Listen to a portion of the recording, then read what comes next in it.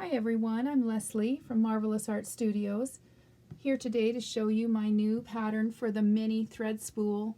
And I just really had a great time making this little version of my larger pattern, and I think it's great. It's about 12 by 14.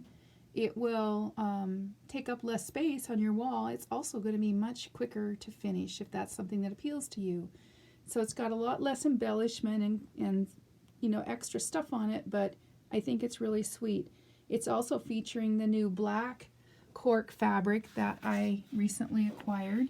I love the texture of it. It's such a great stitchable fabric, easy to work with, renewable.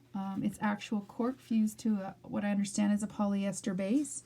And here's the difference in size. Here's the great big one that I have the gold Pro Touch cork with. And let me put them together here for you. And then there's the smaller one, so at least half the size or less. You'll need about a 9 by 9 piece of cork. So that might really suit you if you're loving making the wallets and purses and bags from the cork. That's a great little size that's left over that you could make this quilt from.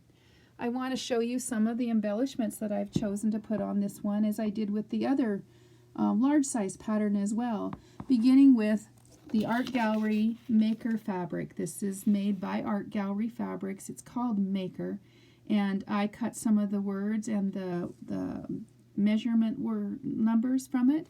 I put the labels on my quilt here, and I put one up here, and another one, the numbers over here. So it's just this fabric from Art Gallery fused to Steam-A-Seam and then cut the way I like to use it. The other embellishments I added that got caught here are some of my black and white chevron ribbon. I put that in the lower left corner. I also used these pretty beautiful sequins, very iridescent. They really kind of coordinate with my abalone shell button. And I put them at the top of the quilt, right there. You can see where I stitched them. And I really attempted to stitch them. In fact, I didn't just attempt it, I did it. And I stitched them in the direction that they were laying down, the nap, if you will. I kept my needle kind of in the center where the hole already is to attach the sequins to their base thread. And I really think it's a pretty little touch, very subtle and really very sweet. I also did a very small stipple design throughout the base of the quilt in the background. Once in a while I did a little daisy shape. I got my daisy inspiration from some of my fabrics in here, like this one or this one. I just threw in a little daisy shape every now and then among the loop-de-loops. It's not going to be a lot of show. In the other quilt I put beads in the middle of those. I could do that still, and I still might add a little silver touch of a bead there. But I think the top is really pretty with that iridescent glow. There's another rose from the digital print fabric that was put out by Hoffman and made by Hoffman, I believe. I edge stitched my cork down first when I first began quilting it. I threw in some pretty swirls because I love to do that.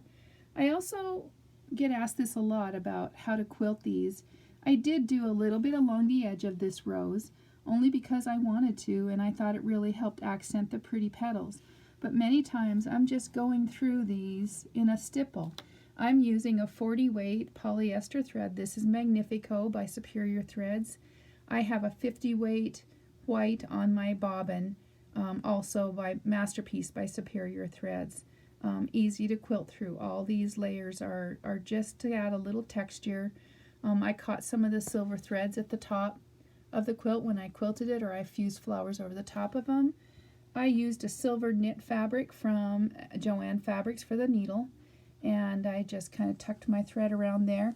I used my Roxanne's glue, based it for making sure those shapes were in the places where I wanted them to be. And so that kind of just gives me a heads up. I even use it on my button before I sew it down. I'll put a little bead of glue underneath that just to keep it in the place I want it. Not where I put the thread through the hole, but around the outer edge, just to make sure it stays where I want it to be. And then last but not least, I finished out my quilt with one of my favorite feet, the 39. You can see the little hole in the front of it right down there in the front. And I just thread the razzle dazzle through that hole. I stitch it with a zigzag stitch I know you can't see that really well, but if I turn it around the back, you can see that there's the zigzag right there.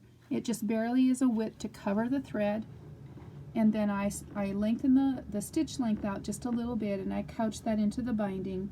This is after the binding is attached, so you can see all along the bottom of the line, the bottom of the binding there, where that razzle dazzle silver thread is in it. Such a nice, simple, easy finishing touch to any of your quilts if you'd like to do that.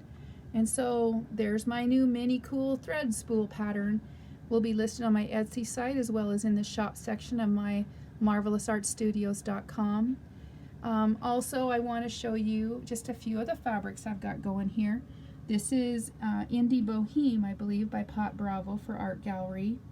Also over here is a new one you've seen that I cut into this thread spool. This is a Moda fabric designed by, oh gosh, it's called Bloomsbury. I don't know who designed it right at the moment. I don't want to make you dizzy flipping through the fabric.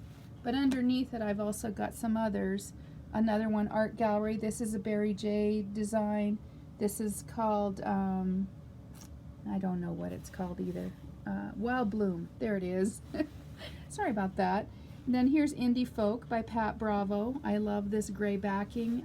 These pretty colors, shapes are really fabulous.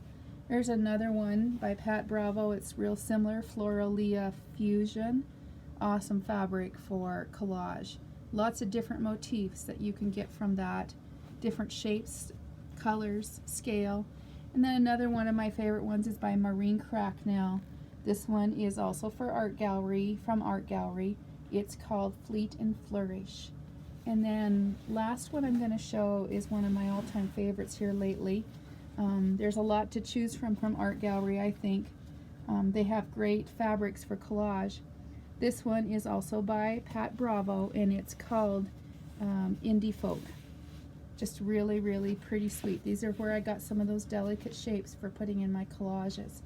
And this is how they look, by the way, when they're cut. I cut them with just a little bit of an edge, and sometimes I also cut them into groups like this. Or like, let me get that one out of there, like that one. Really fun. Great to put on the placemats, my new Edgy Cork Blooms pattern, on top of the flowers and in everywhere else you can think of. So Happy New Year. Thanks for spending some time with me, and enjoy your day. Bye now.